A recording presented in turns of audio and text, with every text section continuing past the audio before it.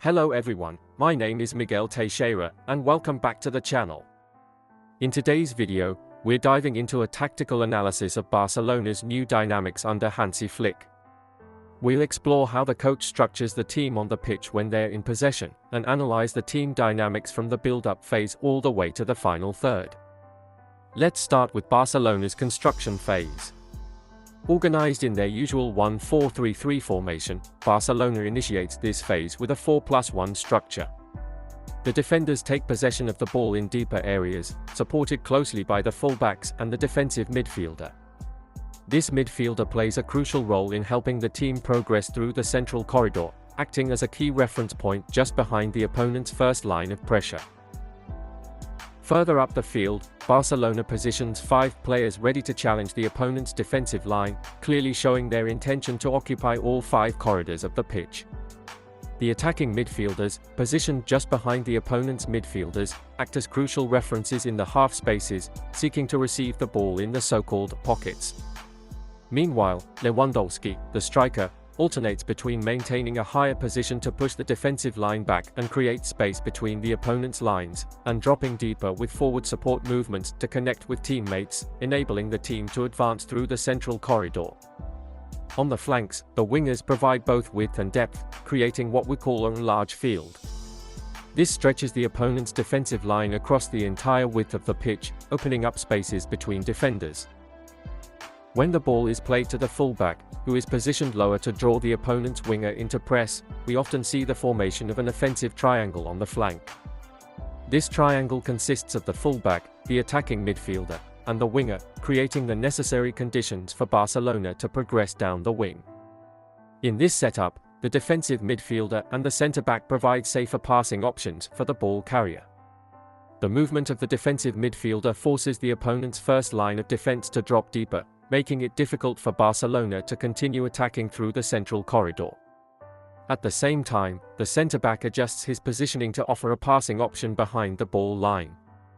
These coordinated movements between the defensive midfielder and the defender create a 2v1 situation against the opposing attacker, freeing the defender to receive the ball. With the ball carrier now uncovered, the attacking midfielders can advance higher up the field, exploiting the space between the opponent's lines from the half spaces. As the team shifts play to a different corridor, the offensive triangle formation on the flanks becomes more evident. The fullback and winger provide double width on the flanks, while the attacking midfielder moves inside the opponent's defensive block to be an option.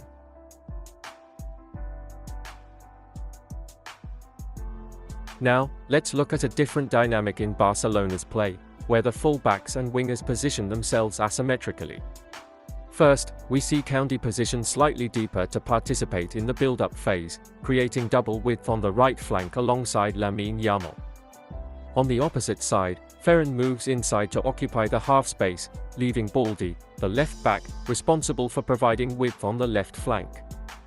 With the ball at Barça's feet, Koundé moves closer to attract pressure from the opposing winger, while Rafinha makes a diagonal run to position himself in the pocket. This movement draws the attention of the opposing central midfielder, and Lewandowski immediately drops between the opposing central midfielders to exploit the space that has been created. A vertical pass breaks through the opponent's lines. The opposing defender puts pressure on Lewandowski, trying to prevent him from connecting with his teammates. At this moment, the defensive midfielder must recognize that he is the third man and provide Lewandowski with a passing option. Meanwhile, Rafinha and Ferran, positioned inside within the opponent's defensive block, are prepared to exploit the space behind the defensive line if Lewandowski manages to turn towards the goal. This different positioning of Ferran not only gives Barcelona an additional option inside the opponent's block, whether for combinations or penetrating runs, but it also often forces the opponent to concentrate in the central corridor, including drawing their fullback inside, thus freeing up the entire left flank.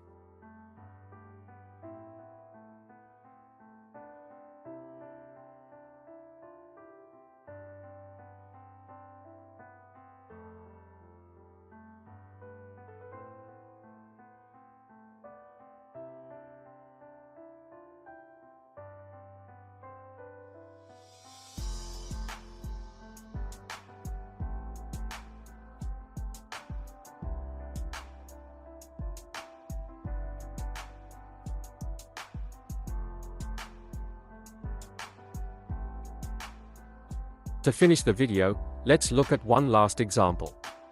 Here, Koundé once again initiates a movement towards the ball carrier to draw the opposing winger in, thereby freeing up space behind him.